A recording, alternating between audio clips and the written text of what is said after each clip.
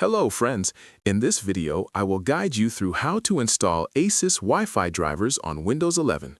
First, connect your laptop or desktop to a router using an Ethernet cable. Then go to the search bar, type System Update and click Check for Updates. If updates are available, click Install and complete the installation.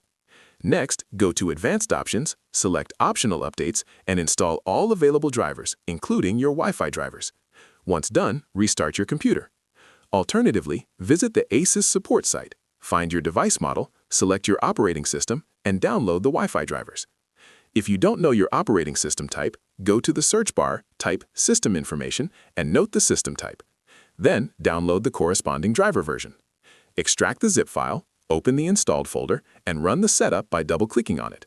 Follow the prompts to complete the installation. After installation, restart your computer and you should have Wi-Fi available. Thank you for watching Quick Tweak.